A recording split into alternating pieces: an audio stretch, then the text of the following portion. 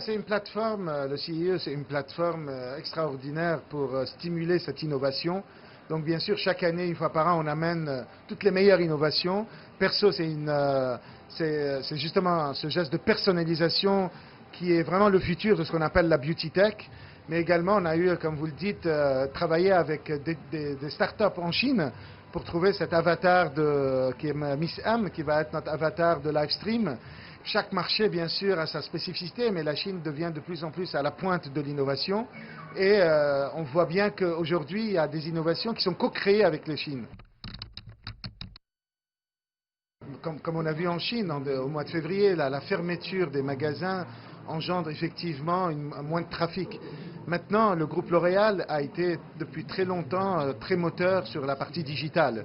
Et c'est vrai, notre capacité, que ce soit avec nos partenaires en faisant des services au plus haut, c'est-à-dire online et offline, ou bien avec nos partenaires qui sont des plateformes de e-commerce, on a réussi à quand même accélérer nos ventes sur online, qui nous a permis quand même de bien résister par rapport à cette fermeture de magasins. Et on a vu en Chine, on a eu un rebond très fort déjà dès le premier trimestre, puisqu'on a été positif. Et là, vous voyez, on vient de publier nos chiffres au niveau du groupe, où on a fait un troisième trimestre qui est positif au niveau mondial.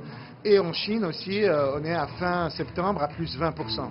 Ce qui montre en fait que la beauté est extrêmement résistante par rapport à ces mouvements-là, que les femmes, d'une manière générale, utilisent des produits de beauté d'une manière continue. Elles ont besoin des produits de beauté. Et on a vu pendant le Covid des catégories qui ont totalement émergé et explosé, comme la coloration des cheveux à domicile, la peau. Bien évidemment que la sortie rapide ou le contrôle de cette épidémie en Chine nous a permis de retrouver une activité quasi normale assez rapidement. La Chine, c'est le deuxième marché du groupe, donc on progresse énormément. C'est un gros moyen comme vous avez vu, la croissance qu'on publie. Et bien sûr, un jour, la Chine deviendra un des plus gros marchés du monde. Alors, bien sûr, chaque marché est spécifique, mais ce qui est très très fort en Chine, c'est cet appétit continu pour les marques, particulièrement les marques de qualité, les marques de luxe. Et on a vu que le luxe a rebondi très très fort en Chine, particulièrement le soin de la peau. Et on voit bien que les routines en fait, de soins en Chine deviennent de plus en plus sophistiquées. Et ça, c'est quelque chose qui est très particulier à la Chine, particulièrement parmi les jeunes consommatrices qui utilisent aujourd'hui en moyenne 5 produits, qui utilisent plus fréquemment les produits. Et ça, c'est véritablement aussi un réservoir de croissance de continuer à répondre à cet appétit des consommateurs chinois. Bien sûr. Aujourd'hui, on a vu depuis le Covid qu'il y a une grosse stimulation grâce à tout ce qui est les festivals. Et on a bien sûr une grosse attente par rapport à ce festival qui est le festival le plus important de l'année. Mais on est très confiant par rapport à l'appétit des consommateurs chinois pour les produits de qualité, pour les grandes marques et pour la confiance qu'ils ont en nos produits L'Oréal en Chine. Le vote a commencé pour les élections générales au Myanmar.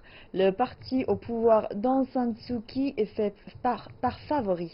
La Ligue nationale pour la démocratie de Suu Kyi avait remporté une victoire écrasante aux dernières élections de 2015, mettant fin à plus de 5 décennies d'un régime dirigé par l'armée. Mais son gouvernement n'a pas répondu aux attentes. Elle n'a pas réussi à atténuer la pauvreté généralisée ni à apaiser les tensions entre les groupes ethniques fractionnés. Plus de 37 millions de personnes ont le droit de voter, mais la peur du coronavirus et les mesures de sécurité mises en place pourraient nuire au taux de participation. La Commission électorale d'État a annoncé qu'elle commencerait à annoncer les résultats lundi, mais la collecte de tous les résultats pourrait prendre jusqu'à une semaine.